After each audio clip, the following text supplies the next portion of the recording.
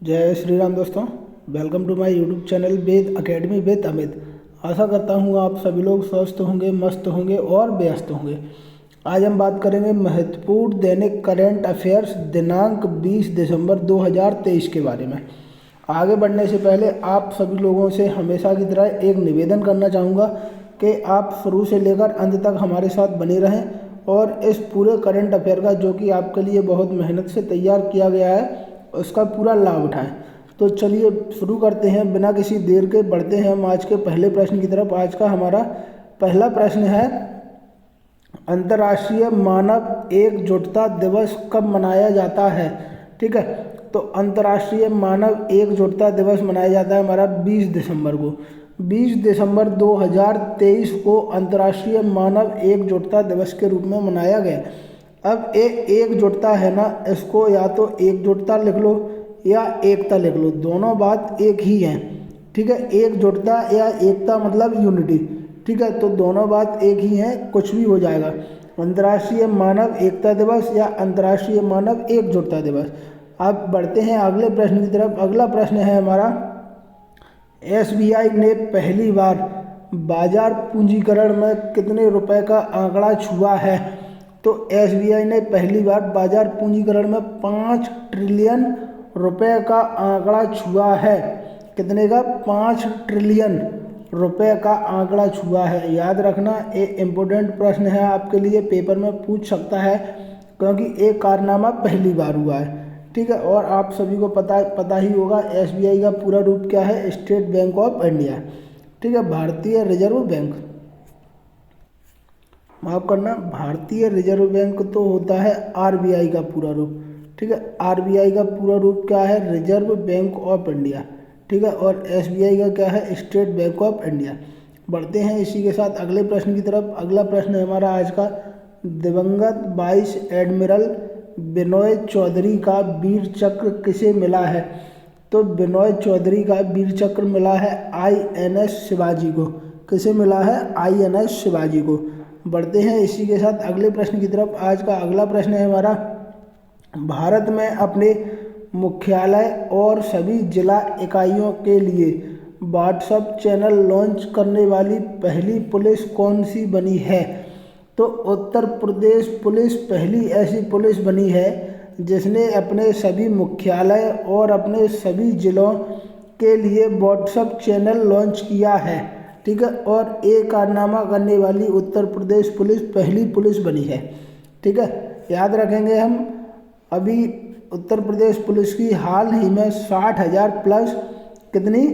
60,000 plus vacancy आने वाली हैं जो दिसंबर लास्ट तक आपके लिए ओपन हो जाएंगी।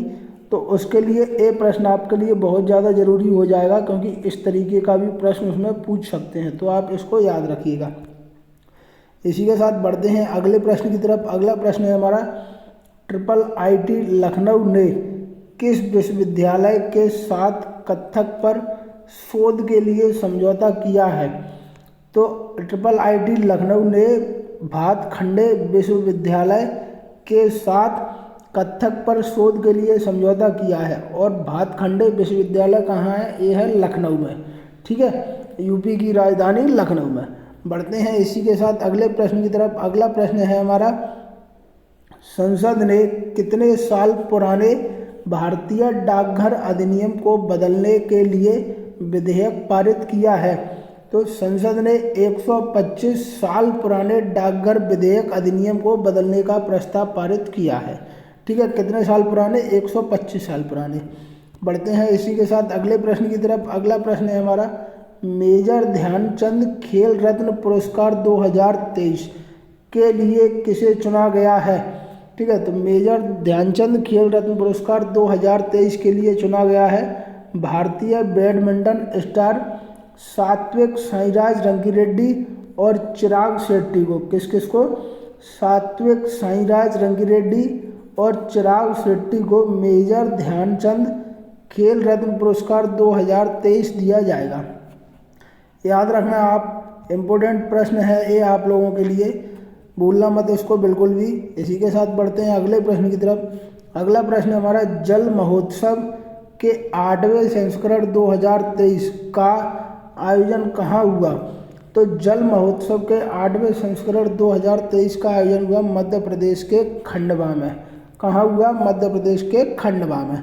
बढ़ेंगे अगले प्रश्न की तरफ। अगला प्रश्न है हमारा, साल की बेस्ट गोलकीपर के रूप में किसे चुना गया? क्या प्रश्न है हमारा? साल की बेस्ट गोलकीपर के रूप में किसे चुना गया? तो इसके रूप में चुना गया है सविता पूनिया को, जो कि महिला हॉकी टीम की कप्तान है। महिला हॉकी टीम की कप्तान सविता पूनिया को साल की बेस्ट गोलकीपर 2023 के रूप में चुना गया है। याद रखेंगे हम। बढ़ेंगे अगले प्रश्न की तरफ। अगला प्रश्न है हमारा, इंटरनेशनल हॉकी फेडरेशन ने इस साल का best player of the year, क्या इस साल का best player of the year का अवार्ड किसे देने की घोषणा की है? तो हार्दिक सिंह को, जो कि भारतीय पुरुष हॉकी टीम के मिडफील्डर है, इंटरनेशनल हॉकी फेडरेशन ने best player of the year देने की घोषणा की है। किसको? हार्दिक सिंह को। बढ़ते हैं अगले प्रश्न की तरफ। अगला प्रश्न है हमारा आज का, केंद्रीय अन्वेषण ब्यूरो यानी कि सीबीआई, ठीक है, सीबीआई में संयुक्त निदेशक के रूप में किसे नियुक्त किया गया है? सीबीआई को बोलते हैं केंद्रीय अन्वेषण ब्यूरो। सीबीआई में संयुक्त निदेशक के रूप में किसे नियुक्त किया गया है? तो इसमें संयुक्त निदेशक के रूप में नियुक्त किया गया है डी श्रीनिवास को सीबीआई में संयुक्त निदेशक के रूप में नियुक्त किया गया है। याद रखेंगे हम। बढ़ते हैं अगले प्रश्न की तरफ। अगला प्रश्न है हमारा, मध्य प्रदेश के महाधिवक्ता के रूप में पुनः किसे नियुक्त किया गया है? तो मध्य प्रदेश के महाधिवक्ता के रूप में पुनः नियुक्त किया गया है प्रशांत सिंह को। प्रशांत सिंह मध्य प्रदेश के महाधिवक्ता होंगे, जो कि पूर्व में भी मध्य प्रदेश के महाधिवक्ता रह चुके हैं। और इसी के साथ हमारा आज का करंट अफेयर पूरा हुआ, ठीक है। अब आप लोगों की ये ड्यूटी है कि इस करंट अफेयर को आप पूरा तैयार करें और डेली के जो वीडियो होते हैं उनको आप बिल्कुल भी मिस ना करें, ठीक है। और अंत में हमारे साथ बने रहने के लिए बहुत बहुत धन्यवाद।